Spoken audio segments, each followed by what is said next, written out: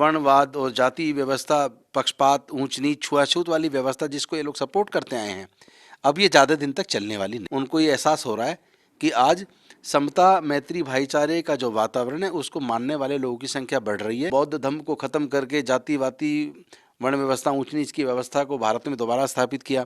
Bharatiya Janata party कहीं ना कहीं उसी सड़ी गली व्यवस्था को जारी रखना चाहती है जिसमें ऊंच नीच की भावना है, जिसमें छुआछूत की भावना है।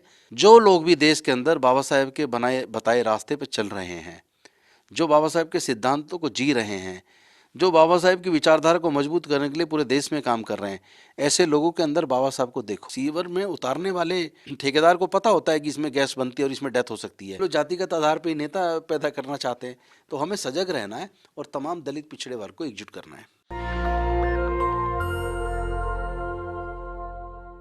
14 अक्टूबर 1956 बाबा साहब दीक्षा लेते हैं नागपुर में दीक्षा भूमि में, और 6 दिसंबर को उनका परिनिर्वाण होता है। उन्होंने एक सपना भी देखा था बुद्धमय भारत का। दिल्ली के सोशल जस्टिस मंत्री राजेंद्र पाल गौतम लगातार उस मिशन को आगे बढ़ा रहे हैं और मिशन जय भीम एक अभियान चला रहे हैं जिसमें लक्ष्य है उनका कि 10 करोड़ बुद्धिस्ट जो हैं वो कम से कम 10 करोड़ समाज लोग जो हैं वो बुद्धिस्ट बने। पूरी दुनिया में भारत की पहचान बुद्ध की पहचान से है, लेकिन इसी दौरान यूपी में एक कानून आया है कि जो भी दीक्षा लेगा, जो भी धर्म परिवर्तन करेगा, उसको धर्म परिवर्तन करवाने वाले को 10 साल तक की सज़ा हो सकती है। तो इन दोनों मुद्दों पर बात करेंगे। 6 दिसंबर बाबा साहब के परिनिर्वाण दिवस भी था, तो कहाँ तक कारवा पहुँचा और क्या होगा आगे, क्या अब भारत की जो पहचान थी सम्राट अशोक की उसे भी छीन लिया जाएगा या उस आंदोलन को आगे बढ़ाएंगे लोग। सर, कल ही 6 दिसंबर को बाबा साहब का परिनिर्वाण दिवस था और आप जो अभियान चला रहे हैं, ये किताब है मेरे हाथ में धम्म जय भारत मिशन का। आपने कहा कि हम 10 करोड़ लोगों को धम्म से जोड़ेंगे। यूपी सरकार में तो अब कानून आया है कि आप अगर इस तरह के काम करेंगे, दीक्षा दिलवाएंगे, तो दीक्षा दिलवाने वाले को 10 साल की सज़ा हो सकती है। देखिए, ये जो ऑर्डिनेंस यूपी की गवर्नमेंट लेके आई है, जिसको मध्य प्रदेश और हरियाणा की भी भाजपा सरकार लाने के फिराक में है, ये ऑर्डिनेंस भारत के संविधान की मूल भावना के खिलाफ है। हमारे देश का संविधान जो डॉक्टर बाबा साहेब अम्बेडकर जी ने बनाया था, उसमें सभी लोगों को धर्म और आस्था की उपासना की आज़ादी है। लेकिन इस ऑर्डिनेंस के आने के बाद अगर कोई अपनी इच्छा से भी धर्म परिवर्तन करता है, जो कि उसका हक भी है, संवैधानिक भी है, उसको फंडामेंटल राइट है उपासना की स्वतंत्रता, तो इस तरह के ऑर्डिनेंस ला के उसकी उपासना की स्वतंत्रता को छीनने का ये प्रयास है। और जो मनुवादी सोच वाली जो सरकारें हैं, जो डॉक्टर बाबा साहेब अम्बेडकर जी के संविधान को बदल के मनुस्मृति का शासन लाना चाहती हैं, तो ये कुत्सित प्रयास है उनका और इस प्रयास को देश के लोग सफल नहीं होने देंगे। कुछ लोगों ने ऑलरेडी इसके खिलाफ कोर्ट लोग गए हैं और हम खुद मिशन जय भीम इसके खिलाफ माननीय सर्वोच्च न्यायालय में जाने वाला है। क्योंकि एक तरफ तो माननीय सर्वोच्च न्यायालय की अनेकों जजमेंट हैं जो ये कहती हैं कि भारत के संविधान में आर्टिकल 368 अमेंडमेंट की बात करता है और अमेंडमेंट का प्रोसीजर है, लेकिन अमेंडमेंट करते वक्त इस बात का ध्यान रखना है कि कोई भी सरकार जब अमेंडमेंट लेके आती है तो वो ध्यान रखे कि जो इंडियन कॉन्स्टिट्यूशन का बेसिक स्ट्रक्चर है उसको उसके साथ कोई छेड़छाड़ नहीं की जा सकती। और इस पे गोलकनाथ केस है, मिनर्वा मिल्स केस है और अनेकों जजमेंट इसके ऊपर, केशवनंदन भारती जजमेंट है। तो ये जो सारी जजमेंट्स के माध्यम से सर्वोच्च न्यायालय ने अनेकों बार ये क्लैरिफाई किया है कि भारत के संविधान में अमेंडमेंट का प्रोसीजर है, लेकिन basic structure of Indian constitution can not be amended. तो जब ये स्थिति है ऑलरेडी माननीय सर्वोच्च न्यायालय तय कर चुका है, तो कोई सरकार इस तरह के ऑर्डिनेंस ला के मौलिक अधिकारों का हनन कैसे कर सकती है। तो ये तो क्लियर बेसिक स्ट्रक्चर के ऊपर हमला है भारत के संविधान के। तो इसको हम लोग भी मिशन जय भीम के माध्यम से माननीय सर्वोच्च न्यायालय में चैलेंज करेंगे और इस तरह की किसी भी कानून को हम लोग नहीं स्वीकारेंगे जो भारत के संविधान की मूल भावना के खिलाफ हो। सर, इस बार परिनिर्वाण दिवस पर लगातार देख रहे हैं बहुजन असर्सन बढ़ रहा है। अब वो तमाम लोग भी बाबा साहब के परिनिर्वाण दिवस पर याद करते हैं। योगी आदित्यनाथ ने दो दो ट्वीट किया कल। इसे कैसे देख रहे हैं? क्या कल एक आरएसएस की बैठक हुई, उसमें उन्होंने कहा कि हम जो जय भीम के नाम से जो बाबा साहब के अम्बेडकर आंदोलन को खासकर जो दलित समाज के लोग बढ़ा रहे हैं, वो रोजी रोटी चला रहे हैं। और वो हम उस इंद्रेश कुमार का ये बयान था, कल दिल्ली में वो मीटिंग हो रही थी, किताब जारी किया है।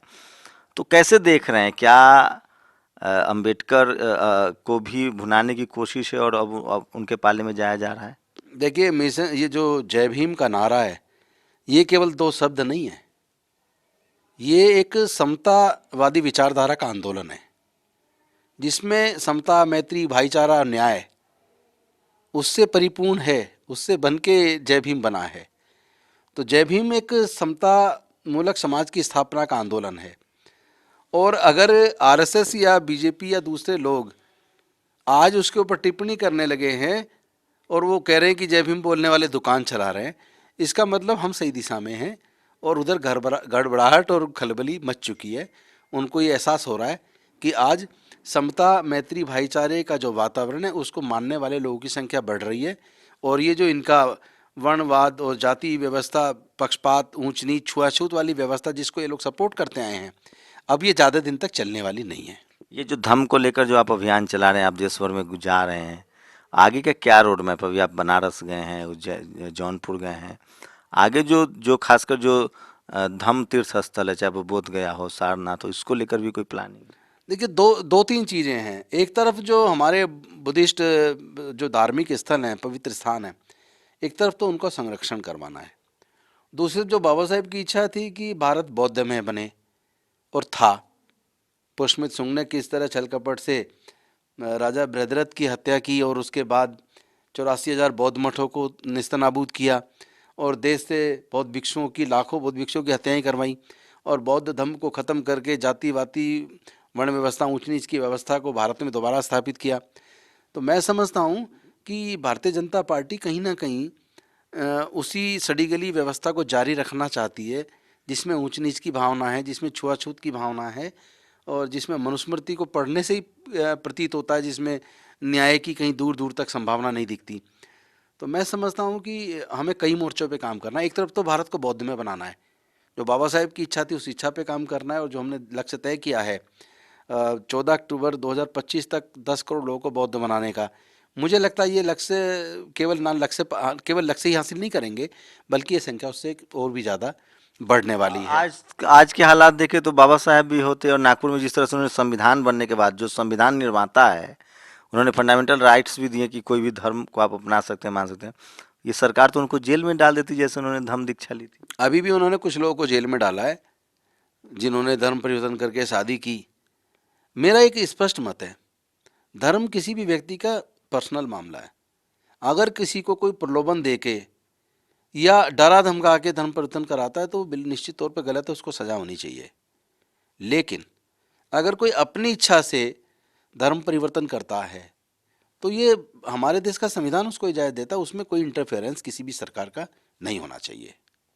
क्या लग रहा है सर, जिस तरह के हालात हैं, चाहे वो एट्रोसिटी का मामला हो, चाहे वो उत्पीड़न का मामला हो, गरीबी, लाचारी, सलूशन वही है, धम्म की तरफ बढ़ना पड़ेगा, लोगों को एकजुट होना पड़ेगा। और उसके लिए धम्म दो चीज़ें हैं, एक तरफ तो जो न्याय पे आधारित, समता पे आधारित, मैत्री पे आधारित, बंधुता पे आधारित, स्वतंत्रता पे आधारित जो धर्म है बुद्धिज्म, एक तरफ तो उसकी तरफ बढ़ना है। दूसरी तरफ राजनीति अपनी जगह है, अपने समाज को मजबूत करना बहुत ज़रूरी है। जिनका समाज मजबूत होता है उनकी राजनीति भी मजबूत होती है। अगर हम समाज को सुरक्षित नहीं रख पाए, समाज के हक अधिकारों को सुरक्षित नहीं रख पाए, तो फिर हम लोग फिर कोई अच्छे राजनीतिज्ञ भी साबित नहीं होंगे और कहीं ना कहीं देश के और समाज के सामने हमारी पोजीशन बिल्कुल गद्दारों जैसी होगी। क्योंकि जिस समाज ने हमें इतना कुछ दिया है, जिस बाबा साहेब के संविधान से हम यहाँ तक पहुँचे हैं, आज जो जिम्मेदारी वो संविधान हमें देता है, अगर हम उस जिम्मेदारी को नहीं निभाएंगे और केवल कुर्सी से चिपक जाएं या धन दौलत के चक्कर में हेर फेर में लग जाएं और समाज के हक अधिकार को भूल जाएं, तो ये तो गद्दारी होगी। और ये मुझे नहीं लगता कि इस तरीके से हमारे समाज के लोगों की राजनीति भी चल पाएगी, ज़्यादा दिन नहीं चलेगी। क्या मैसेज देंगे बाबा साहब के परिनिर्वाण दिवस पर लोगों को, कि बाबा साहब ने जो सेक्रीफाइसेस किए, जो उन्होंने अपनी ज़िंदगी दी, हमें वो सारे अधिकार देखे गए। कलम युग में हमें स्कूल, दरवाज़ा, यहाँ तक कि संविधान लिख दिया हमारे लिए, जिससे हमें अधिकार मिल रहे हैं, देश मजबूत हो रहा है। क्या मैसेज देंगे लोगों को जो जो बहुत मुश्किल दौर से गुजर रहे हैं या जिनको बहुत उम्मीदें हैं आप जैसे लोगों से? मैं सिर्फ एक ही संदेश देना चाहता हूँ कि एक तो आप लोग एकजुट हो, समाज के हक अधिकार के लिए एक साथ इकट्ठे होकर लड़ो। और दूसरा ये कहना चाहता हूँ, ये मत समझो कि बाबा साहब हमारे बीच नहीं है।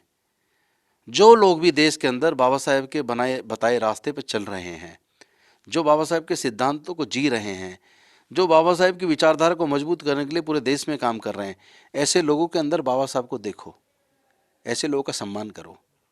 जो भी बाबा साहेब के रास्ते को आगे बढ़ा रहा है, उस पर ईमानदारी से काम कर रहा है, लेकिन उनको उनको सब सम्मान दो। एक कन्फ्यूजन है सर, अभी तो बाबा साहब को देखिए आरएसएस, बीजेपी ये सबसे ज़्यादा सेलिब्रेट कर रहे हैं, बड़े बड़े सेमिनार कर रहे हैं, गोष्ठी कर रहे हैं, कांग्रेस कर रही है, जो भी उनके विचारों से मैं ये समझता हूँ वो क्या क्या कर रहे हैं, केवल इस पे नज़र रखने की ज़रूरत नहीं है। वो बाबा साहब का नाम भी लेंगे, सेमिनार भी करेंगे, बड़ी इमारतें भी बनवा देंगे। महत्वपूर्ण ये है कि वो जनता की भलाई में जो एक सरकार में होने के नाते जो स्कीम बना रहे हैं, वो स्कीम क्या दलित, पिछड़े, आदिवासी या अल्पसंख्यक समाज के हक की स्कीम बन रही है, या जो स्कीम पहले से उनके हित में बनी हुई थी, या उन स्कीमों को ख़त्म किया जा रहा है। अगर उन स्कीमों को ख़त्म कर रहे हैं, अगर वो रिजर्वेशन को ख़त्म कर रहे हैं, उनको जो एड्स मिलती है उसको ख़त्म कर रहे हैं, उनको मजबूत बनाने के रास्तों को बंद कर रहे हैं, सरकारी स्कूलों को कमज़ोर कर रहे हैं, हेल्थ सर्विस को कमज़ोर कर रहे हैं, और एक तरफ बाबा साहब की मूर्ति लगा रहे हैं, सेमिनार कर रहे हैं, तो मैं समझता हूँ वो भी एक तरह की गद्दारी है। ऐसे लोगों पे नज़र रखने की ज़रूरत है। आपसे एक बस सवाल कि आपने मंत्री के तौर पे क्या क्या इनिशिएट किया है बाबा साहब के मिशन और उनके विचारों को आगे करने के लिए? देखिए, एक तो हमने जो बाबा साहब के ऊपर कुछ चैप्टर लिखवाए, उन चैप्टरों को अपने स्कूलों में 6ठी, 7वीं, 8वीं में पढ़ाने का काम किया। इसके साथ साथ जो सीवर में डेथ हुआ करती थी उसको रोकने के लिए सीवर में उतरने को बैन किया। पहले जो पुलिस में केवल 304A का मुकदमा दर्ज किया जाता था सीवर डेथ पे, थाने से जमानत हो जाती थी, तो वो भी गलत था, क्योंकि वो सीवर में उतारने वाले ठेकेदार को पता होता है कि इसमें गैस बनती है और इसमें डेथ हो सकती है। चूँकि उसमें नॉलेज है, तो इसमें क्या होता है, 304 बनती है। उसमें होता है गैर इरादतन हत्या का मुकदमा दर्ज होना चाहिए, जो अब दिल्ली में पिछले 4 साल से लगातार अब 304 में ए में मुकदमा दर्ज नहीं हो रहा, बल्कि 304 में गैर इरादतन हत्या का मुकदमा दर्ज हो रहा है। प्लस उनको 10-10 लाख का मुआवजा, जितने भी डेथ हुई, पुराने केसेस भी सारे ढूंढ के दिए गए। और तीसरी बात, उनके लिए एक योजना लेके आए जिसमें मशीनों के द्वारा सीवर की सफाई का काम शुरू किया गया, और जो मशीनें आई उन मशीनों का मालिक भी उन्हीं वर्गों को बनाया गया जो जिस वर्ग के लोग इस सफाई के काम से जुड़े हुए थे। तो एक तरफ तो ये स्कीम लेके आए, और दूसरी तरफ जय भीम मुख्यमंत्री प्रतिभा विकास योजना बना के जो हमारे बच्चे आईएएस बनना चाहते हैं, आईपीएस बनना चाहते हैं, डॉक्टर बनना चाहते हैं, इंजीनियर बनना चाहते हैं, या और दूसरे कम्पिटिटिव एग्जाम्स में जाना चाहते हैं, आज एग्ज़ाम इस तरह का इतना ज़्यादा कंपटीशन है, और उसमें जो बच्चे कोचिंग लेते हैं आजकल वो सेलेक्ट होते हैं। एक नेक्सस है, एग्ज़ाम इस तरह से डिज़ाइन किया जा रहा है कि बिना कोचिंग वाला बच्चे सफल नहीं हो सकते, और उस कोचिंग की फ़ीस लाखों रुपए में है। तो हमारे गरीब बच्चे कहाँ जाएंगे? तो हमने एक स्कीम बनाई, जय भीम मुख्यमंत्री प्रतिभा विकास योजना। माननीय मुख्यमंत्री और उप मुख्यमंत्री जी का बहुत बड़ा सहयोग रहा। उन्होंने उस स्कीम को देखते ही कहा है बहुत अच्छी है, इसको तुरंत लागू करो। आज दिल्ली के अंदर 15,000 बच्चों को, जिसमें 6,000 SC/ST के बच्चे, 6,000 OBC के बच्चे और 3,000 EWS कैटेगरी के बच्चे, उनको हम लोग देश के जाने माने 46 इंस्टीट्यूट्स में 46 इंस्टीट्यूट्स के अंदर हम लोग उनको तमाम तरह की कोचिंग का अवसर दे रहे हैं। अब उन्हीं कोचिंग सेंटर से कोचिंग लेके हमारे बच्चे इंजीनियर, डॉक्टर बन रहे हैं और सिविल सर्विसेज की दिशा में बढ़ रहे हैं, और काफ़ी हर क्षेत्र में अब हमारे बच्चे, गरीब से गरीब का बच्चा अपने सपने को साकार कर पा रहा है। एक एक आखिरी सवाल सर कि ये जो जाति को फिर से मजबूत किया जा रहा है, हर जाति का नेता उभारा जा रहा है, खासकर जिसको हम लोग बहुजन कहते हैं, SC/ST को, बाबा साहब ने लाखों जातियों को SC/ST OBC में तब्दील किया, लेकिन फिर से जातीय अस्मिता को जिंदा किया जा रहा है। वाल्मीकि हो, तुम ये हो, तुम दलित समाज के हो या OBC को, इसको कैसे रोक पाएंगे आप लोग? हमने ये जो मिशन जय भीम के द्वारा ये प्रकाशन के क्षेत्र में भी कदम रखा है, बाबा साहेब के जीवनी एक संक्षिप्त छोटे बच्चों के हिसाब से बनवाई है। हर महीने हमारी किताब आएगी, और हमने मिशन जय भीम के द्वारा एक मूवमेंट चलाया है, जाति तोड़ो समाज जोड़ो। अब कई मैंने केसेस देखे हैं जहाँ SC की जो विभिन्न कास्ट हैं या ओबीसी के और एसटी के बीच में, एससी और ओबीसी के बीच में इंटर कास्ट मैरिज को काफ़ी हम लोग बढ़ावा दे रहे हैं। और खुशी की बात यह है कि बहुत बड़ी मात्रा में लोग अब इंटर कास्ट मैरिज आपस में एससी, एसटी, ओबीसी के लोग कर रहे हैं, और वो भी भारत के संविधान की शपथ लेके कर रहे हैं, और तथागत बुद्ध के धम्म के हिसाब से कर रहे हैं। तो ये जो चलन अब देश के अंदर शुरू हुआ, जाति तोड़ो समाज जोड़ो का, मैं समझता हूँ यही एक रास्ता बचता है। अदरवाइज़ तो हमें जातियों में बांट के जो लोग राज करते हैं वो आगे भी करना चाहते हैं, इसलिए वो जाति में बांट के रखना चाहते हैं, इसलिए जातिगत आधार पर नेता पैदा करना चाहते हैं। तो हमें सजग रहना है और तमाम दलित पिछड़े वर्ग को एकजुट करना है। एक और सवाल ले लीजिए सर कि क्या लग रहा है कि जिस तरह के जाति तोड़ो आंदोलन चल रहा है और जाति जोड़ो आंदोलन चल रहा है, लेकिन जो लीडरशिप है, पॉलिटिकल लीडरशिप है, वो एससी, एसटी, ओबीसी माइनॉरिटी के पास अब नहीं है। एक लंबा गैप है और संविधान को लेकर आशंकाएं हैं। तो क्या आप अपने आप को कहाँ रख के देख रहे हैं, और अब तक कहाँ, मतलब किस तरह की रणनीति अपनाने की जरूरत है? ये तो समाज को तय करना है कि राष्ट्रीय स्तर पे जो एक गैप है, कोई हमारा आज राष्ट्रीय स्तर पे नेशनल लीडर नहीं है जो दलित पिछड़े आदिवासी के मुद्दों को उतने प्रमुखता से रखे। मैं अपना सिर्फ काम कर रहा हूँ, समाज के प्रति ईमानदारी से कोशिश कर रहा हूँ कि कम से कम मैं बाबा साहेब के सामने अगर जाऊँ तो मैं कम से कम शर्मिंदा ना हूँ, अपनी नज़रें ना झुकाऊँ। मैं कम से कम ये तो कह सकूँ, बाबा साहब जो आप उम्मीद करते थे पढ़े लिखे लोगों से, मैं उस पर ईमानदारी से कोशिश कर रहा हूँ। ये जब हम बहुजन की बात करते हैं तो मुस्लिम समाज जो माइनॉरिटी है, अभी लव जिहाद का उनको खतरा दिखाया जा रहा है, उसको लेकर भी कोई रणनीति होता है कि उस समाज उससे भी जोड़ा जाए? देखिए, पहली बात तो इसको आप थोड़ा वाइडर सेंस में समझें। बहुजन का मतलब क्या है? बहुजन का मतलब तमाम दलित, पिछड़े, उपेक्षित लोग जिनके हक अधिकारों का हनन हुआ है। तो मुस्लिम में भी 90% तो ओबीसी है ना, वो बहुजन का हिस्सा है। तो बहुजन कोई एक जाति नहीं है। बहुजन जो नाम दिया गया ऐसे लोगों को दिया गया जो देश का लगभग 85% समाज, जिनके जो लोग हक अधिकारों से वंचित रहे, जिनको मानवता का दर्जा भी नहीं मिला, जो हजारों साल तक गुलाम रहे, आज बाबा साहेब के संविधान से उनको इंसानियत का दर्जा मिला है, हक अधिकार मिले। उनको हक अधिकार ना केवल उनके सुरक्षित हों बल्कि वो उनका सशक्तिकरण हो, वो भी ताकतवर बनने चाहिए। उनको भी देश के संसाधनों में हिस्सा मिलना चाहिए, उनको भी देश के विकास में उनका हिस्सा उनको मिलना चाहिए। ये बहुजन मूवमेंट है बेसिकली। तो ये थे दिल्ली के सोशल जस्टिस मंत्री राजेंद्र पाल गौतम। लेकिन ये जो पूरा इनिशिएटिव ले रहे हैं ये एक बहुजन नेता के तौर पे ले रहे हैं, इसका सरकार से कोई लेना देना नहीं है। इनकी लगातार कोशिश है कि जिस तरह से जातियों में बांटकर शोषण हुआ उस समाज को जोड़कर सत्ता के केंद्र में लाया जा सके। कैमरामैन तारा के साथ शंभू कुमार सिंह, नेशनल दस्तक, दिल्ली। नेशनल दस्तक की आपसे गुजारिश है कि अगर इसको बचाना चाहते हैं तो नेशनल दस्तक को सब्सक्राइब करने के लिए रेड कलर के सब्सक्राइब बटन को दबाएं, फिर बेल आइकन की घंटी दबाएं। नेशनल दस्तक को बचाने के लिए बहुत जरूरी है कि हर खबर को शेयर करें, लाइक करें, कमेंट जरूर करें।